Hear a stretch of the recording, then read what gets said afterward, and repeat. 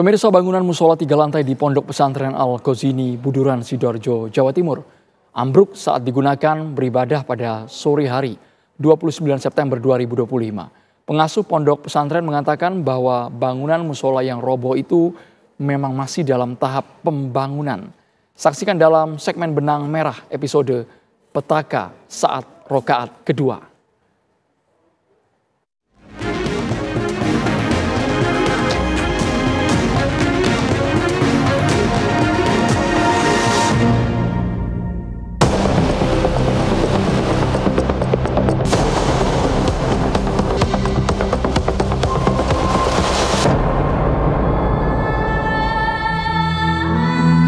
Awas kepala.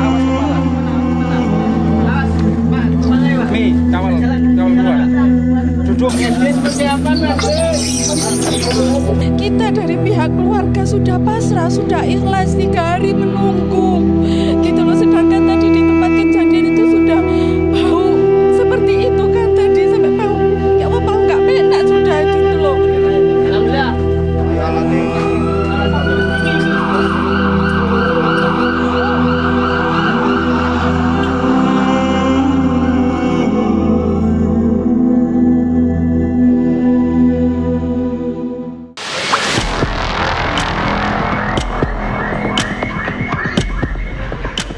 Senin sore 29 September 2025, sebuah bangunan di asrama putra Pondok Pesantren Al-Ghazini di Desa Buduran, Sidoarjo, Jawa Timur ambruk. Peristiwa ini mengakibatkan sejumlah santri menjadi korban dan tertimbun reruntuhan bangunan. Ambruknya bangunan terjadi sekitar pukul 15 waktu Indonesia bagian Barat. Pengasuh Pondok Pesantren Al-Ghazini, Sidoarjo, buka suara setelah bangunan musola ambruk. Pengasuh menyebut bangunan tersebut memang masih dalam tahap pembangunan. Pengecoran yang terakhir saja itu jebol. Ya hanya itu. Sudah lama, sudah 9 bulan. Kurang lebih 9 sampai 10 bulan. Bangunan musola yang ambruk terdiri dari 3 lantai dengan atap beton di bagian paling atas. Pada hari terjadinya insiden, pengecoran beton dilakukan di bagian paling atas itu. Ya enggak, itu terakhir. Ini terakhir itu nggak pakai apa? Nggak pakai genteng, nggak pakai, ya langsung cor itu. Itu.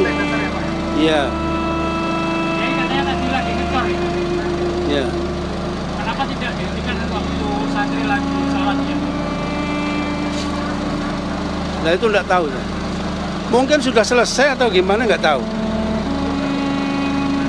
Soalnya ngecor mulai dari pagi. Kalau proses pengecoran itu dari kapan? Ya, dari kemarin atau dari kapan? Dari pagi tadi. Dari pagi tadi. Jadi baru bocor yang lantai. Ya, baru. Ngecornya tadi sudah selesai, masuk sholat asar. Oh, jadi saya nggak tahu tadi. Mengecornya sudah selesai. Saya kira ngecornya mungkin hanya 4 jam, 5 jam selesai. Dari pagi mungkin jam 12 sudah selesai mungkin. Kok nggak ada, nggak ada sama sekali. Perkiraan awal dari pihak berwenang menyebut kemungkinan terdapat ratusan santri berada di musola ketika bangunan itu ambruk. Belum ditempati, belum. Iya, di bawah itu kan sudah. Iya.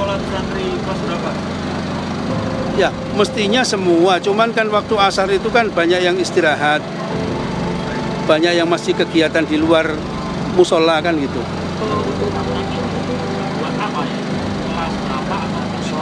Nah, yang dibawa untuk musola, yang di atas itu untuk hall-hall, untuk apa semacam ya kegiatan. Ini jadi sepertinya ini penopang cor itu nggak kuat di atas itu. Jadi menekan ke bawah seperti dibom di bawahnya. Jadi seperti itu. Sebagai untuk penambahan lantai ini mulai dari kapan? Apanya? Yang bertahap mulai penambahan pembangunan 10 bulan. 10 bulan. Data awal dari tim SAR Surabaya mencatat ada 4 korban yang baru saja dievakuasi dari dalam reruntuhan dengan kondisi luka-luka. Sedangkan korban lainnya masih banyak yang terjebak di dalam reruntuhan dengan masih terdengarnya suara tangis dan rintihan para korban. Terjepit apa-apa ya. nggak terasa sakit Sejumlah korban apa-apa? selamat dibawa ke 3 rumah sakit di Sidoarjo, yaitu RS Notopuro, RS Delta Surya, dan RS Siti Hajar. Ketika itu, beberapa saat setelah terjadinya tragedi, pihak pondok pesantren belum dapat memastikan jumlah santri yang tengah berada di lokasi kejadian untuk melaksanakan salat asar berjamaah. Muhammad Ali Zainal Abidin, satu dari 8 korban awal yang berhasil dievakuasi tim SAR gabungan, menceritakan detik-detik ketika atap musola pesantren ambruk dan menimpanya. Saya ingat itu ada saya selama sujud ada suara seperti batu-batu yang jatuh. Sholat jamaah ya? Iya. Kemudian teman-teman itu ada yang lari. Saya fokus ke sholat saya karena ya nggak tahu karena fokus apa ya. Teman-teman lari itu saya masih sholat. Dan kok sudah ingat itu saja. Terus kejadiannya di rakaat keberapa ya? Rakaat kedua. Terus bisa keluar dari musola gimana? Kurang tahu itu karena posisi saya masih belum sadar, pingsan. Saya itu masih waktu di ambulan itu setengah sadar. Saya tahu sampai sini gitu. Sadar di sini. Ali memilih tetap khusyuk melanjutkan salat meski guncangan terasa seperti gempa. Hingga akhirnya ketika ia sujud pada rakaat kedua, tubuhnya tertimpa reruntuhan bangunan dan ia pun tak sadarkan diri. Sementara itu, Taufan Saputra dan Saiful Razi, keduanya sempat terjebak di bawah reruntuhan bangunan musola selama 3 hari. Taufan menjadi korban pertama yang berhasil ditemukan setelah 3 hari pencarian. Saat terjebak di dalam reruntuhan, ia berhasil berkomunikasi dengan tim SAR dan mendapat bantuan roti dan air minum.